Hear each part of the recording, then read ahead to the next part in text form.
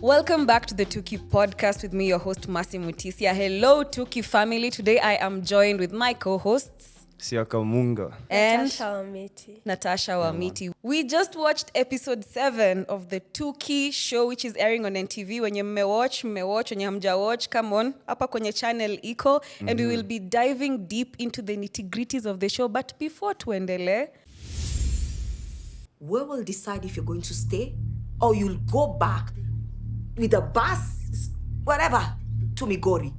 Toa Suraba. Toka! We need more time. Nafaa to regroup. But rules are rules. Hakuna vile tunaweza songesha masiku. Looking for the woman that you think you are. You behind me, make some man, make a bigger plan. Cause I know who you are. Fanya moyo before picking up a cool. Ndede na sio lazima nivue ndo tambue. Nshachagua before Tuki family, welcome back to the podcast. Na mkwe mnasmailia watu, kuna watu wanaulizia namba yako hapo kwa comment section. Sinanga simu wala. Bra. The worst you can say is no. Yes, tuongeleshe vizuri. If you want his number, we can tunaweza piga hapo organization kiasi. Sijui if you guys are reading the comment sections hapo. We've been going through them. Kuna mtu alisema ati podcasts are boring. Wala. Podcasts are boring. Do you listen to podcasts? Yeah, I definitely do. Alisema it's boring because they have to wait like a whole week for the next episode. Oh yeah, it's for the show, but do you think podcasts are boring? No. I feel like podcasts are very specific. Like the ones I watch are very specific, like topic-wise and audience-wise. I just feel like you have to have your specific podcast and I would enjoy. Which one do you watch? Or which one do you listen to? I like Joe Rogan.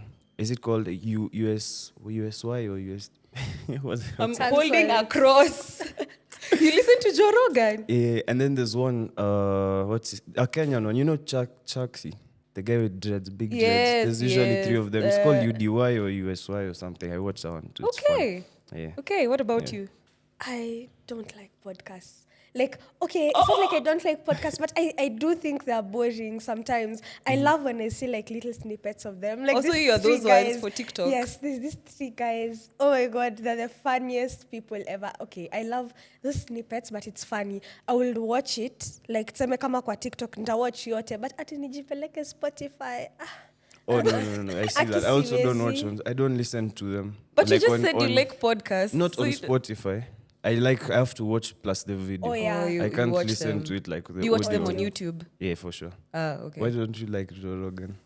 No, me, I've just held a cross. Like, me, I'm not saying anything. You listen to Joe Rogan, me, this is a cross. I've not said I don't like it. Nimeshikilia tu msalaba. Hata mtu aniuliza napenda gani ni sawa. I was about to ask. Okay, me, there's one that I kind of watch sana. It's called Diary of a CEO. Mimi nikisikiza kitu ama nikiwatch kitu lazima ikuwe kitu funny or like brainless, and I know that sounds so but I feel like I use my brain so much that when I just want entertainment, I want it to be entertainment peke yake. So you see, in my life, you're a lawyer by profession. So of course, your day to day is very, very intense, boring, and then you just want something that is relaxing, something entertaining. I won't even think. Yeah. Me, I'm in the entertainment space, so my life is really packed with a lot of overwhelming excitement and stimulus. So when I'm watching something, I like different perspectives, and Diary of a CEO gives me that. And of course, the Tuki podcast is also just amazing. So, are you ready to dive into episode 7? My God, finally, please. Buba sianza, what is wrong? Mtaki kuuliza kitu, you have so much, alafu ukiuliza kwa like no, but your reaction suggested like there's something burning that you wanted to. There's so much. Hata sijui nianze wapi. There's CFO, there's chef, there's Malik, there's so much. There's oh my God, Vera made me disappoint, bro. The first Vera scene, made me right? disappoint. You remember we had, was it me and you? We had a little hope that probably akona that ka guiding. Yeah, that akona that ka guiding nature nini alafu bro. How are you not seeing the red flags? From vile alifanya Robi asign your contract, ni aje mkuona your red flag? Grace. We saw the red. What is grace? Kuna nyinyi ni watu mkiona red. Oh, it's kind of pink, kind of yellow. It's kind of red is my favorite color. This mama was showing red flags. Yeah, from proper red flag. Yeah. Now, right now it's up. So I agree tumeiona with you now. vizuri. The first scene, I think that's what is burning you sana. If we're talking about like the disappointment you've seen. Yeah. Yes. Did you come here to waste my time? Haikuwa fault yangu. What other worldly event happened that you had the audacity to spoil an audition that I worked hard for? Mato akufanya kitu. It's Mato. Sijauliza Mato. What happened? Mato completely went against what we rehearsed. Oh. And you had the audacity to assault him live on camera. Assault? Alinikiss without my permission. I was defending myself. It was so heartbreaking actually. Kwa sababu, kwanza time alitumia the term abuse, I was so shocked. I was like, kama ni abuse hapa, like the slap sasa, as in, I don't know, mnaona? Yeah, like there's sexual abuse and then yeah. there's like physical abuse, and then she's calling out the physical abuse, which was a reaction to the sexual abuse. That was just so unfair to Robi. It's giving gaslighting. It really is. Major gaslighting. It really is. Kwanza that part of, oh, do you remember when you were feeling your emotions this morning? Yeah. What if Mato was in his feelings? That was gaslighting of the highest order for real. She was trying to use this thing that people like using in the industry, which is called method acting. So method acting, they're the kinds of people who you will really delve into the character, you become the person. So umeniambia ati mimi nitakuwa nabidi nikuwe a Ugandan housewife. So I just hang out with Ugandans. Kama ghost. Yes. Like you want kama vile ghost, exactly. Yeah. Ghost is a method actor. You become that character before you become the character, and then ukiwapo you're in the moment, it's real to you. But you see, even with such type of acting, kuna boundaries. Yeah. Kuna guardrails. You don't just use that as an excuse to not respect your scene partner. And hata ukicheki vile nani alikuwa anatumia hiyo moment ku gaslight Robi. Vera alikuwa anatumia moment ku gaslight Robi akimwambia, why weren't you a generous partner? Why weren't you? Yeah. No, she was. Even the judges saw that she was. Yeah. And I think it was very, very obvious that she was in the moment. She was respecting the scene partner. Yeah, man. And then what happened afterwards was not part of what they had rehearsed. Yeah, I hate the fact that everyone is kind of telling her to like chill. Even Malik is like, yo, relax, don't post anything. It's your word versus his. That's kind of... Umse ako na shida na consent. Kwanza tukiongelelea hapo tu story ya consent. The fact that the first time Robi ali black out kwa room yake, what was that? Taking a selfie? Taking the photos. It was like, bro, I had so much faith in Mato when he put her in the bed. You have faith in the wrong not people. Touching her. No, it's because like I have a bad perception at first, and then I'm just like, maybe ni si mbaya sana. Alafu kuchukua hizo picha ni kama alikuwa anajua atazitumia mahali. Niliona vibe. Leverage. Like, alikuwa anajua maybe atapata an opportunity, which makes me think about Anita. Right. Like what happened with her, like her whole situation, hiyo kutolewa. Now we see how, unaona kama venye Robi ameko on probation. Oh my God. Can we talk about that? Yeah, being how put on Robi probation. Has been put on probation For because that, of costing Mato's career. What was that? Oh, I have one question though. Yes. I'm seeing Robi really pushing Mato to tell the whole story. What is missing from that story? Because there's something Vera apparently doesn't know. So, two things. So, first of all, ume bring up kitu yenye ni very, it's been used as an attack sana in the industry. And it's called blacklisting. So what happens with some of these, not all of them, but some of these toxic producers, it's iyo kuwekwa kwa probation. Ni when someone like Robi now stands up for something, like for example, this happened, nini alafu ikost your producer, ako like, no one will ever call me and I'll recommend you for a job, you'll never work on my set, you'll never do. So you find a lot of actors compromising or even being in such situations and not talking kwa sababu wanaogopa nikisema kitu nitakuwa blacklisted. Nikikuwa blacklisted sitawai get jobs. And it's such a toxic culture. I think right now it's died down because a lot of people are becoming vocal with their boundaries, with their needs on set and things like that. But it was such a toxic culture in this industry. A lot of cast, even crew members, ukikuwa mishandled on set, hauongei juu ukijaribu kucomplain kidogo hivi, Unadhania ni wewe peke yako unajua kuhandle camera? Unadhania ni wewe peke yako unajua kufanya sound? You think you're the only actor in town? That's so toxic. It is. It's very toxic. That's It was so such a toxic toxic. culture, but it's been done away with. So that is what was being projected. It's a reality that a lot of actors have gone through. Mpaka wako so embarrassed. Wengine tu hata wakachange careers completely, wakatoka from the industry. Lakini mi kenye sielewi ni Vera alienda akascout Robi.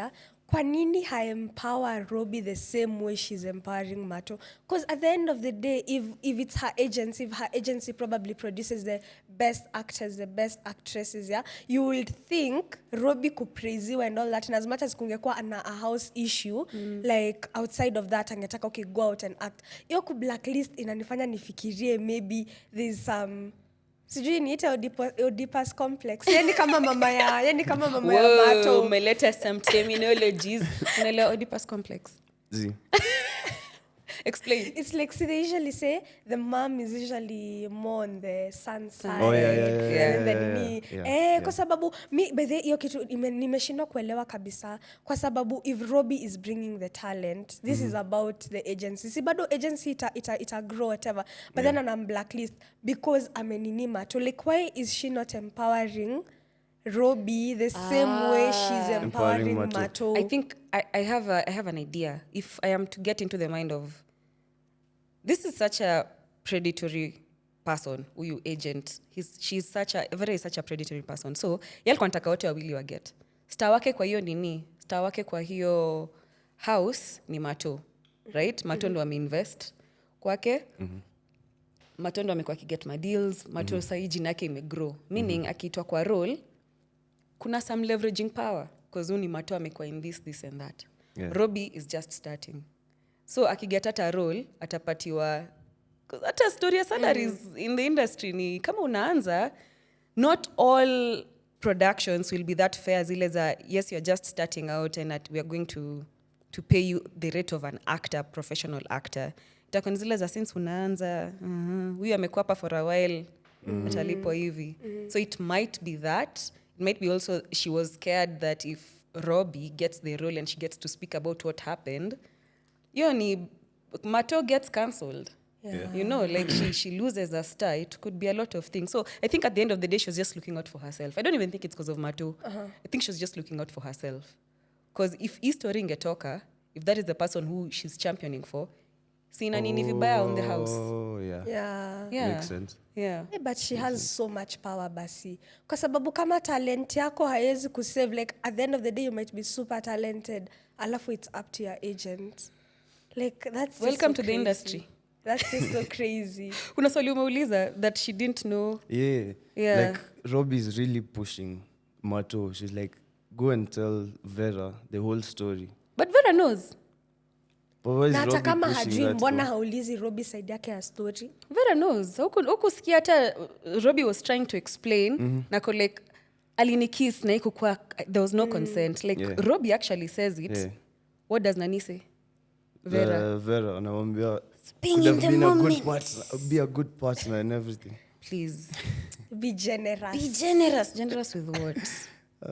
I loved that slap so much. A slap from Migori girl sends you to the ground. Come on. But I'm glad she was able to walk away from that situation. Unajua ukiangalia mtu kama Ghost hajapata a role in 6 months, but she's like, at least I have a roof over my head, which gets you thinking desperation inaweza kufanya usettle for like the bare minimum. I love that ameweza ku walk away like despite her. Unajua mtu, wacha nikwambie, ingekuwa mimi ile tu kusema ukweli nika hivi nione nimetoka Migori, like I have left my whole nini aside, I'm just starting out, I'm new in the city. Ingekuwa mimi, I feel if I'm looking at it realistically, I think I will have stayed.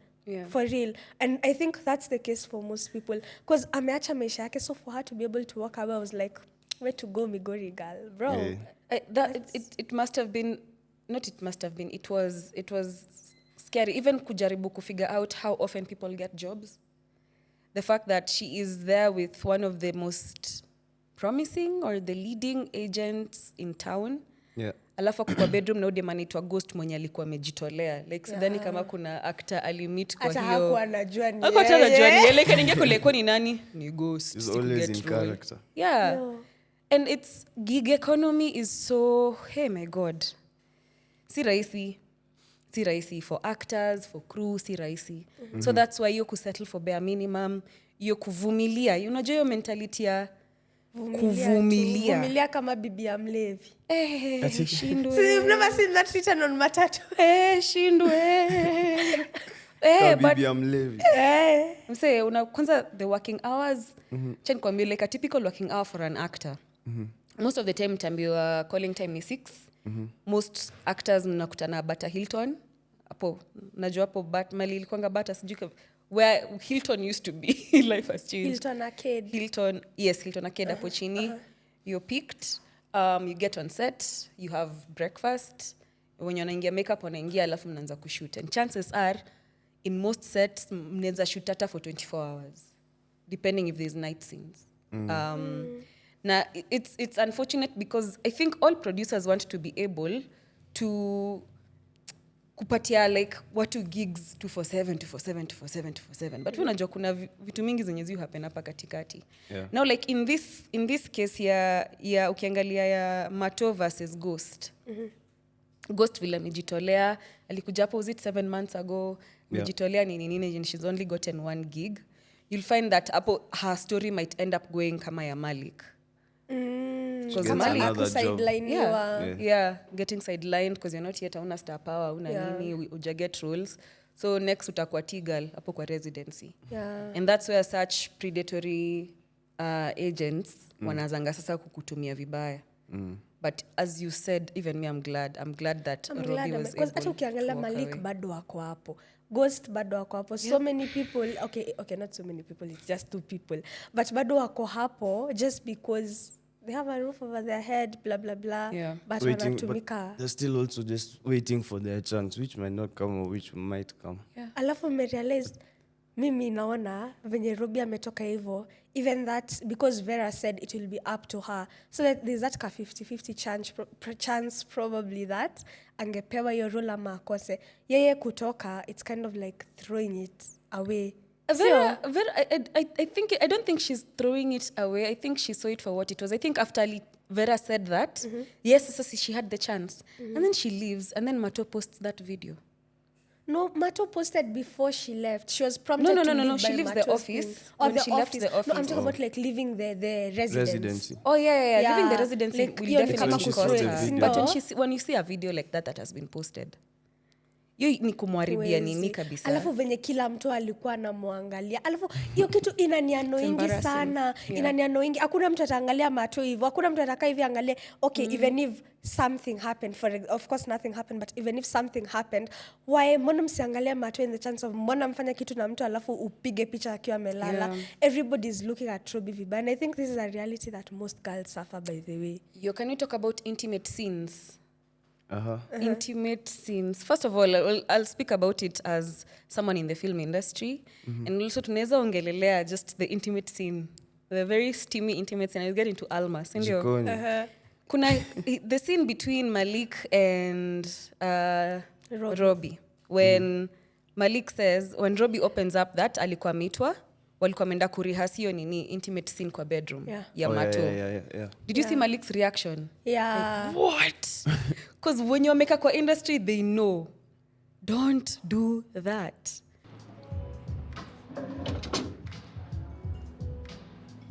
Hey, unajua si fault yako? I wish tu ningejua he was up to no good saa zile aliniita kwa room yake kurehas. What? Mko rehearse? So that's why nilikuwa kwa room yake. So boss kwa nataka kufanya hiyo intimate scene in front of everyone. Robi, that's wrong. In against the gay laws. Na Mato anajua hivyo. You know you can't rehearse an intimate scene without someone being present. Si basi tuambie hivyo watu ndo at least wajue sidanganyi. Kama ndio una join industry alafu kuna sije nakwambia we go rehearse intimate scene in a private space. And Mato knew. Yeah, Mato knew. Definitely, I'm Like, pretty sure. Inanifanya nifikirie, was it alikuwa ana plan yote? Power play. Enyewe. Power play. Oh my God, it's Taking just having an advantage. upper hand. Yeah. At your picture, by the way, it was just that he can have an upper hand on Yeah. Robi. Yeah. Jamani. So vitu kama hizo za kujua like one kama ni time, rehearsal time, vitu kama intimate, kuna kuangana watu wanaitwa intimacy coaches. Even in the show Tuki, kulikuwa na an intimacy coach on set, so that you are able to be protected, you're able to know like where not to cross, because it's acting, it looks real, but it is not. Oh my God, let me just say, unaona, when we're talking about easy issues zote, like in the show, yani, the intimacy, alafu sasa, now as you're watching it, like knowing it's a show, sijui kama unaelewa kile nasema.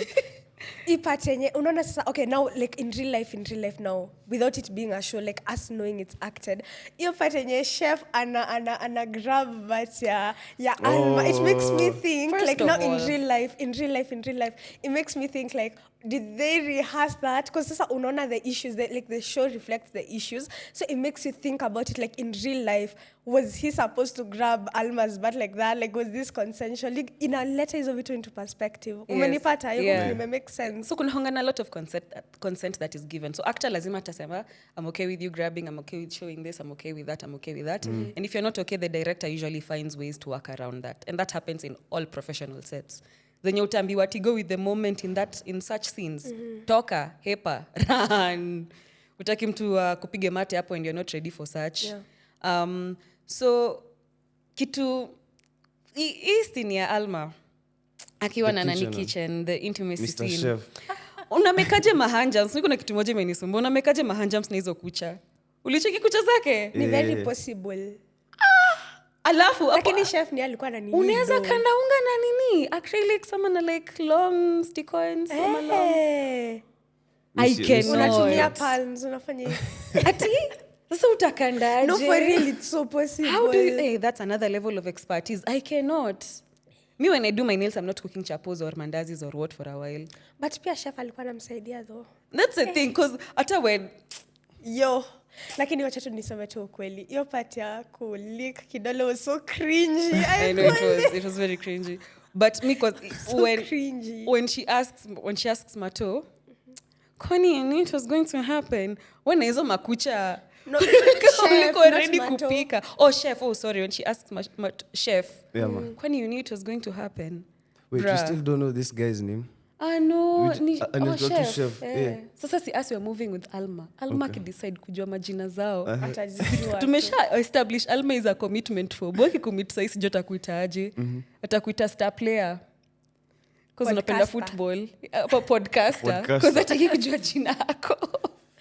Alibamba. That chick is...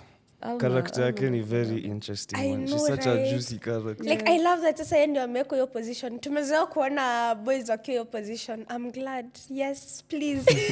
Like, yes. Wacha tukue ikuwe Nairobi sasa for real. Tuone wasichana wa Nairobi vizuri. Tuone wasichana wa Nairobi vizuri. Question time.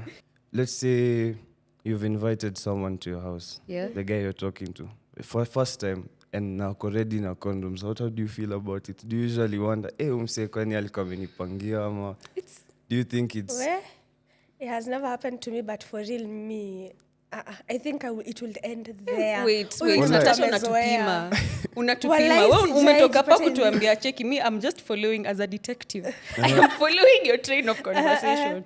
Umesema Alma anakubamba, juu anaonyesha nini? Reality za mademo wa Nairobi. Anakubamba sana. Sasa unatuambia ujai invite msee over. Mimi demo wa Kiambu msee. Mimi demo wa Nairobi. Kwanza nyinyi wa Savo tunawajua. Please. So you've never invited someone over and ever? I don't invite men into my home, please. Wow. Please. Junaishi na wazazi. Okay, so ungesema hivyo. Ajai piga road trip hivi alafu kasema. With your parents you've never... Actually, nyumba ya wazazi. Usijibu, anaweza wanaweza watch. Skills na kuna ama. Ujifikiria kwa tempted. My parents are very African. Yeah, I get that. And then unajua tena pia neighbors wanakuanga CCTVs, bro. And there's always somebody watching when you think there's nobody watching. But genuinely, if somebody were to pull out a condom on the first date, umse anatembea. But this was not the first date. Okay, it was. It was not their first. The first See, the only But were other they on a time- date? Zi walikuwa pamoja. Oh, Hey. no, Like, after for, like, after this they or vibed at something. the party, then ina make sense because Yeah. wali vibe at the party. Okay. So, Okay, but yeah. ushaikuwa invited na mjama over to the house. So if you go there and you find wako na stash. Sasa But that one's ni kama ni different. kwa nyumba, that's different. Possibly, akiwa na I feel stash like kwa that nyumba, one's different. Unatembea ukiwa strapped. But sasa si alikuwa ameenda kuona dem. Ukienda kuona dem utabeba. No, it was because of after the first time. After they vibed kwa party. But if this was like the first time, But check, the point is, how can enda huko specifically for that? Yeah, ameenda huko for recipe. That's what I'm Angalieni, nyinyi kuna skillish, kuna social cues we wewe don't tuambie, get. inakaa uko Angalia- na No, experience sana. No. wamekuja kumake a Wewe uko na recipe, kucheck experience. recipe. The vibes that they've been vibing these two Yeah. guys. We know our Alma. We know CFO. Tuliona ile party vile ilikuwa. Hata not CFO chef. We know Alma, we know chef. Ulicheki vile CFO hata alikuwa ameketi chini, alipick the vibe. Like watu wakiwa na chemistry mtapick vibes. So nataka kuniambia hata saa zile Alma alikuwa na show Robi na nitakuwa na mgeni later na akampa toto tumacho ndio Macho, Robi alikuwa ajue. anajua. Ajue exile inakaa nitakuwa na so unataka kuniambia Okay, but ukiwa mentally prepared, by the way, it make sense like kama amebeba. Because wako both on the same wavelength. But if it's so interesting that she was uncomfortable because chef had carried condoms, but she was not uncomfortable with. Oh, but wait, with CFO they were banging. Wamezoeana. Yeah. we ni shifty kiasi. Yeah. You know, you're just getting to know somebody and somebody's working with kwa wallet. Hata si ati ameweka kwa mfuko, unajua unasema labda alipitia kwa shop kwa wallet. Kitu inani bother is the fact that we kitu ime stand out for you is the fact that he had protection in his wallet and not the fact that they were doing it on the kitchen counter. Alimbeba. You guys, come on. Alimbeba. Walitoka. Cause me. Yeah, walitoka. Me in my African nature, imagine watching that scene with your parents. I was getting the same vibe. Unajua, the people at home do not know, but there's like sisi watatu peke. So feel kama it's like the grown-ups are here. So you're watching, you're like, should I be watching this? Unajua saa zile when since like that come up and you're with your parents and you're like Simu iko wapi? It was my phone. alafu hiyo imekaa then hizo sauti Alma anameka. I was like bro. The eyes rolling. It's The jam on the shoulder. Usiwaonyeshe tunajua hizi mambo. Like, where am I supposed to look? Hey, jamani. But it was so steamy, bro. But like, if someone is watching e-podcast na haja watch bado. Sijui unadu. Sijui unafanya nini? Anafaa kuwatch. Anyway, that was... Hey, but I love it. I love how raw it is. How raw the show is. Yeah. Siku hizi tunakosa. Unajua, with the generations moving, tunakosa hiyo Nini? passion Wewe in our msichana wa shows. Kiambu. Passion. In our shows. Unakumbuka tukiwa wadogo kulikuwa na hizi shows zilikuwa zinakuja 10 p.m. Ukiwa umelala una sneak out unaenda una watch. Wewe speak for yourself. Shows gani hizo? Mimi, there was one particular one, I don't know if I'm allowed to say it, but Sugar. I don't know kama mlikuwa mnaona. Ilikuwa inakuja late in the na hii yenye ilikuwa inaitwa Nairobi something. Sugar ilitokea ukiwa how old? I don't remember. You All were I know is that baby? I was in primary school na nilikuwa nalala 8:30. So ilikuwa inabidi moving on. Me, the only show I can remember ilikuwa inakuja usiku when I was a kid.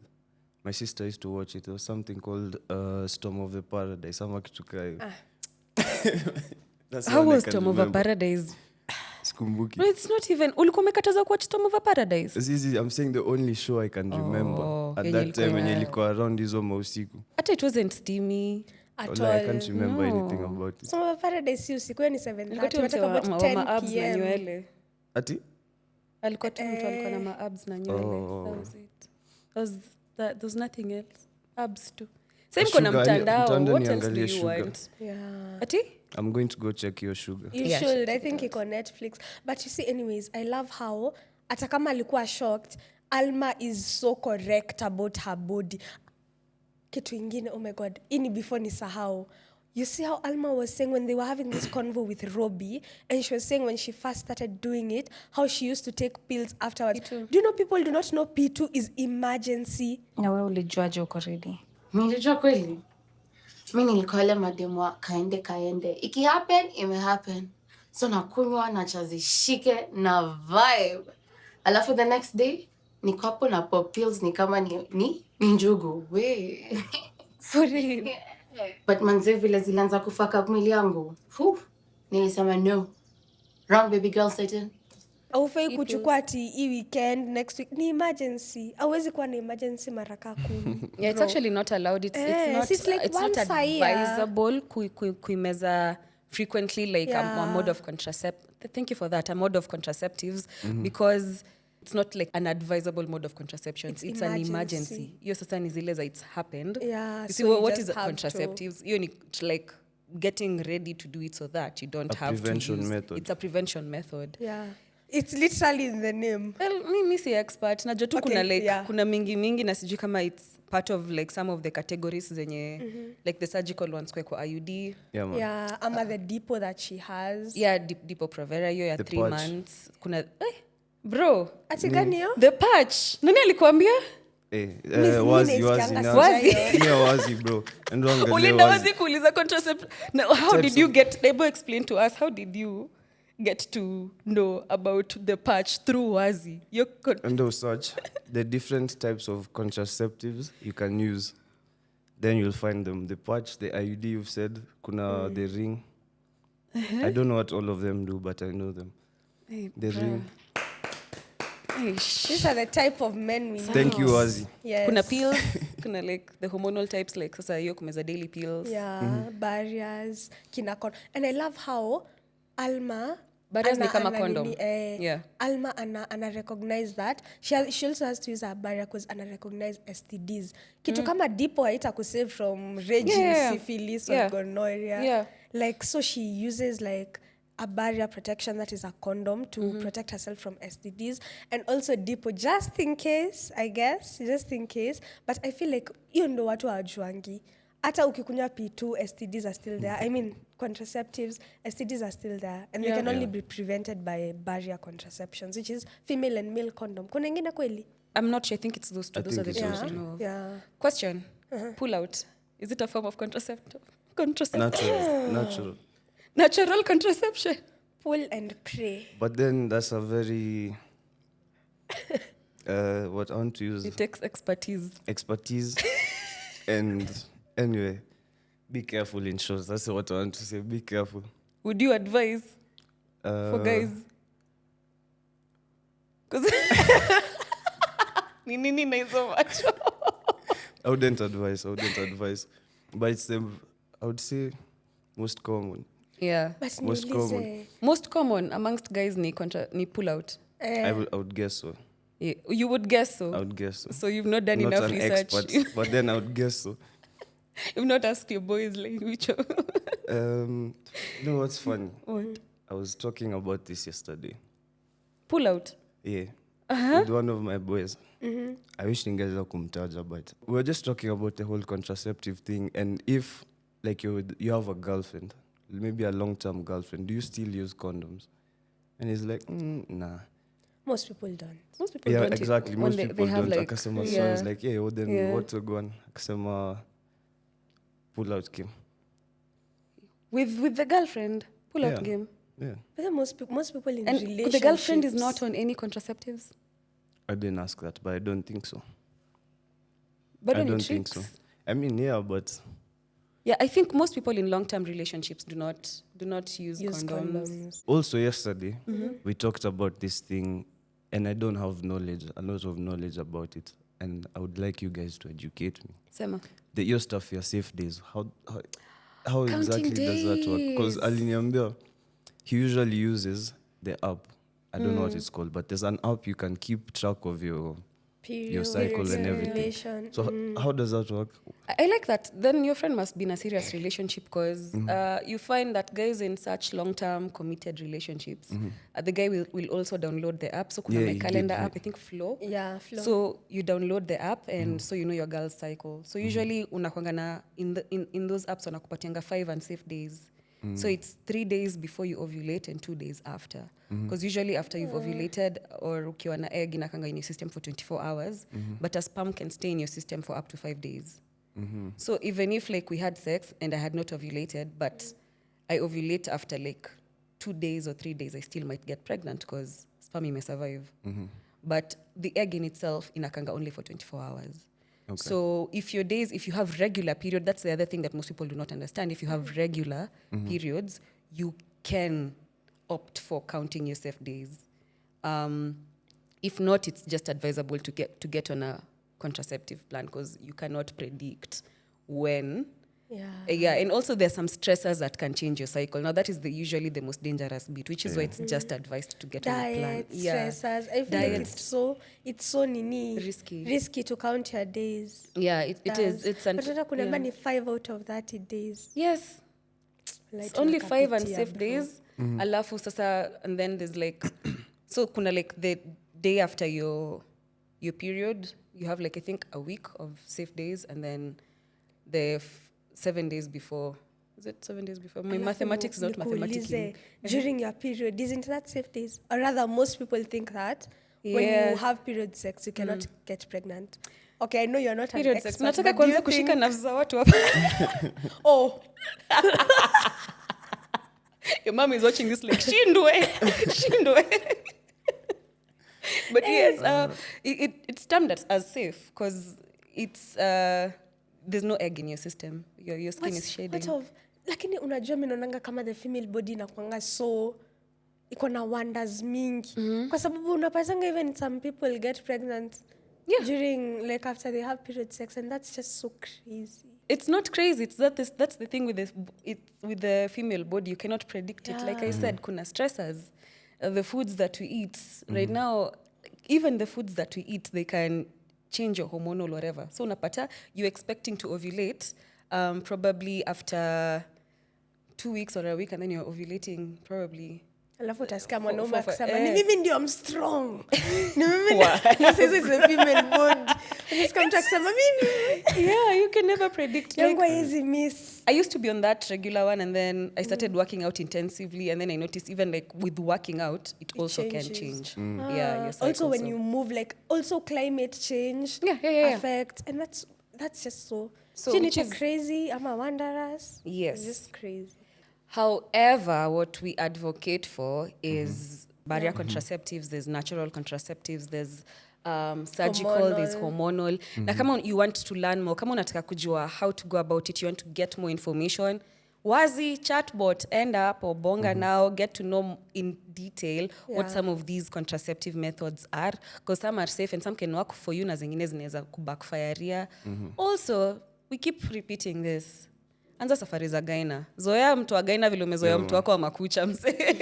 Because that will help you as a woman understand your body better. Right. Wase? Yeah, man. Achie.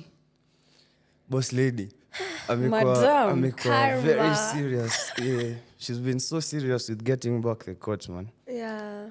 But again, I still vibe with that energy. Kiasi to maybe not the way she's treating her teammates, but I like your hunger. Akimi nimependa venye wame come back together. Like, come back together. See, okay, the girl who she fell, I got the vibe that wamemsamehea. Not all of. Okay, I don't know about all of them, but how she's come to. At least, yeah. I like that. Really, but to in that situation where you really want something. Kwanza groups za uni. Oh my God. Kuna to this unit where you're so committed. You really want something. You just really want this to work. But you're the only one. Yeah. Ain't nobody else caring. That's kwanza in uni. That's usually the worst feeling ever. Yeah. Come on, we've been given, let's say, like a group assignment or something you're supposed to do as a group, and everyone else is like, bro, but we are too jolly. jolly. That's not the case. Achie anakuwa mbaya kwa teammates wake. My teammates wako about vibes. Lakini unajua kuna bidi kukuwe na balance. So they're about to lose the court. Waanguke chini. Okay, see to those levels mpaka ye mwenyewe ako na injury. Yeah. But unacheki ni zile za she's kind of carrying the weight. It's like she's the only one who's seeing. And I think kuna hongana hata kwa groups kuna hongana mtu mmoja mwenye ata get over paranoid. Yeah, if we lose this, this is it. Guys, you guys are not serious. Guys, we need to show up. Guys, we need to meet at 7 in the morning. 7 in the morning meaning kuja group. 7 in the morning meaning you Zoom. Are you serious? It's just for vibes. But she has a point. I feel like she has a point because she said, I know it's for vibes, but how are we going to vibe without the court? Yeah. First and foremost, we need to win the court. Then we can vibe. So she has a point with all that, but I'm a push. I think they all kind of want the same thing. It's just that the team wants to continue the fun and the vibe. Alafu kuna moja ko like, court ikienda hakuna fun na vibes. Yeah. Because bonding place yetu ni hii court. Yeah. But hapo inabidi, I think one thing I'm noticing with Achie, which I've really loved her story arc, ni udem ana develop leadership qualities, and I don't think she even sees it.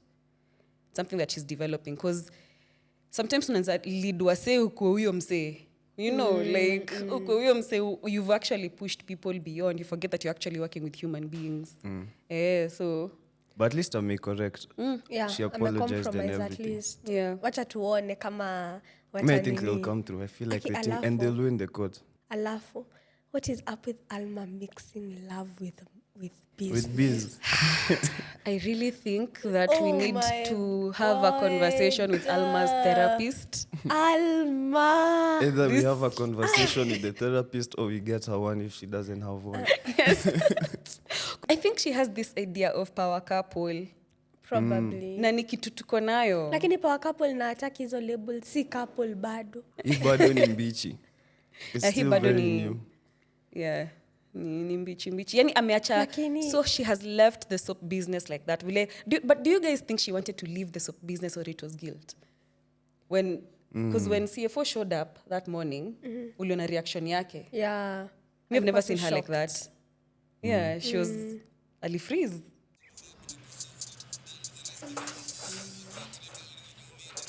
Alma. Careful. Isa. Vile nimenock, but uko poa? I'm better. Cool. So nimekuwa nikifikiria about kilo ni show and nilikuwa nataka kusema 50-50. What? The soap biz. Like to do 50-50. Like what? Alafu nilikuwa nimeingiza baridi. I thought the guy was there.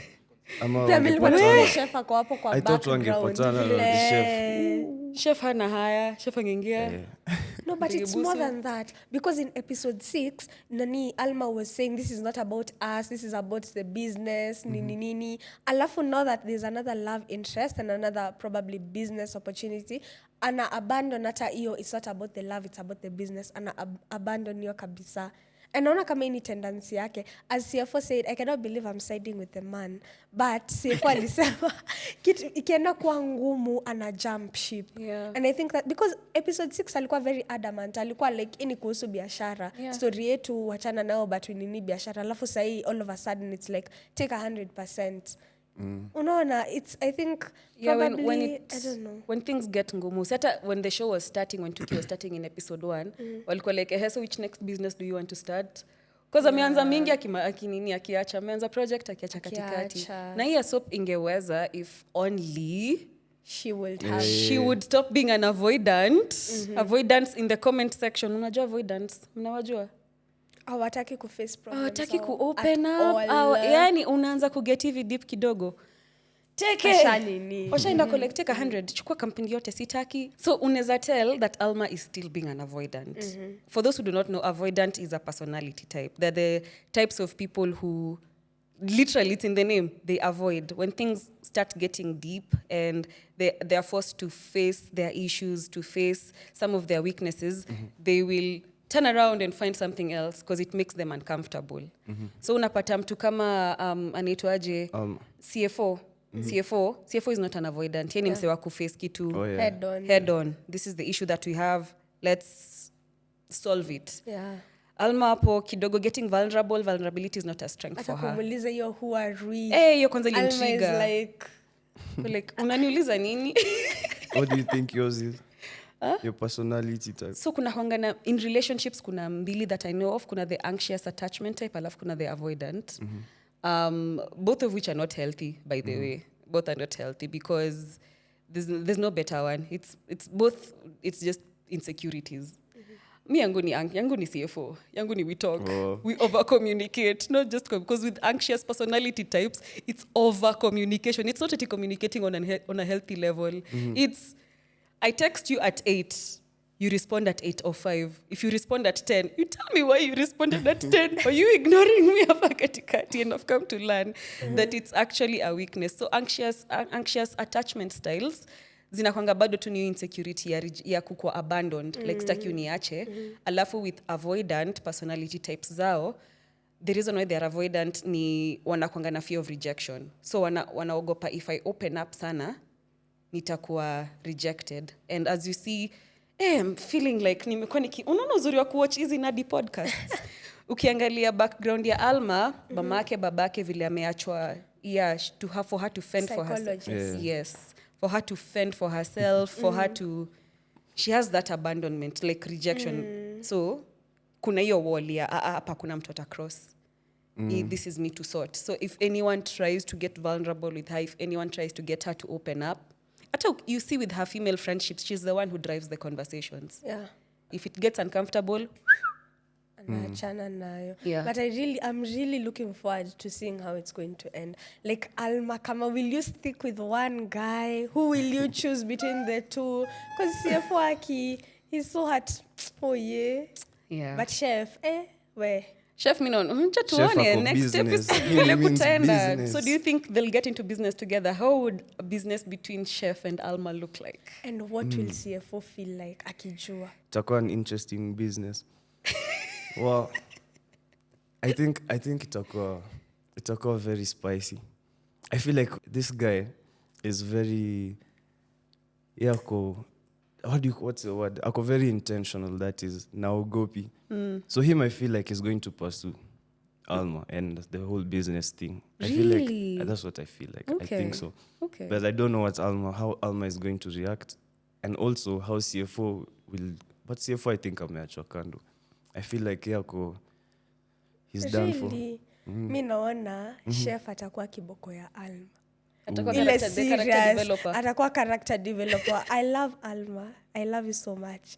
But naona kama like Chef atampe character development. Because Chef pia, ukiangalia character yake si kama CFO, anaka kuwa a bit cunning. I don't know, maybe I'm judging the book. He looks like he can be a bit cunning. He looks like the male version of Alma.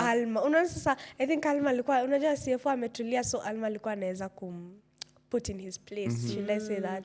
But wacha tuone next episode, zini episode 7. You had a question. Robi and Malik. It's not Malik. Robi and the ex. Remember when she was like, me and my boyfriend? And she was like, no, my ex. Yeah. It's only been 3 weeks. Hata nilikuja Nairobi nikidhani I have what it takes to survive kwa industry. But in Akatu, they need more than what I can give. So, hakuna actually happened between you and Mato? Imagine hakuna. Okay. But sai najua tu parents wangu washasikia maneno. Even my ex. Unajua 3 weeks ago nilikuja hapa na dreams zenye nita make it. But what I wish tungefuata tu plans za ex wangu. Plans gani? Za kukulana? I remember we had this convo before. Sasa, see, the perception is that something like happened between Malik and Robi, the perception from social media. The ex akiona hiyo on social media. Oh, make video. Oh my God. like what will be going but already through his mind? She had received that phone call from her friend in Migori, meaning habari shafika huko. Yeah, sasa ndo hiyo. Like akiona atakuwa like, I think unajua venye wanaume wanakuanga, yani mimi alininyima.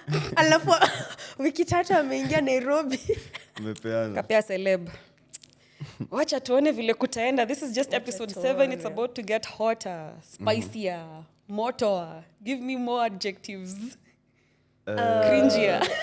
No, not cringier, but definitely spicier. Spicier. Yeah, I'm looking forward to the next episodes. I think as we wrap up, maybe what are your takeaways from this episode? The takeaways: be prepared na nini yako, weka kwa wallet, bro. Kondiko. Weka kwa wallet, it might come in handy. Okay, so yako ni preparation. Okay. For me, it's taking care of yourself. Like the yani, kutumia the right contraception methods. Hata kama uko na DIPO or whatever, remember STDs bado zina exist. So you should also keep that in mind as you're choosing contraception for yourself. So I think that's my biggest takeaway. Kumbuka si mimba peke. There's so many things we're trying to avoid. Yeah. Okay, yeah. I guess for me it's more on the power in the workplace. Always having your power and the power to say no. Like you can always say no and walk away. You're standing up for yourself, stand on your business, be like Z. I liked in the beginning the way Robi was fighting back. So just being ready to be like, no, stand on your ground. That's also a form of self-protection. Yeah. True. So, I guess... Tungoja episode 8 sasa. Tungoja episode 8. All right, watu, that was episode 7. Tukikipitia. Tumeona watu wakikipitia. Of course, if you've not caught up on the episodes, ziko hapa on our YouTube channel. Just go watch all of them. Binge kiasi. Episode ni moto sana. Also watch our podcast. Interact with us on our social media pages. It's at Tukisonga 254 across social media. Also kwa wenye mnapenda kusikiza na sio kuwatch, we are on Spotify at Tukisonga 254. And also, if you're done watching our episodes and you feel like you want to watch some more, there's a Space Yako, our sister podcast. Just type it on YouTube, find it there. And yeah, I still insist, comments, man. Talk to us in the comments, as she said. Interact with us. That's it. So tumeongea sana kuhusu contraceptions, but remember we are not experts. So if you want to learn more about contraception, any SRH issue really, you can go to wazi.ke, which is our website. We can speak to our chatbot, our advisors, our blogs, and learn more about contraception and other SRH issues. So nimengoja episode 8. Nimengoja episode 8 kama Nimengoja episode 8. Guys, we'll see you back here next week. Make sure to catch up on this episode, guys. Wazi. Wazi, guys.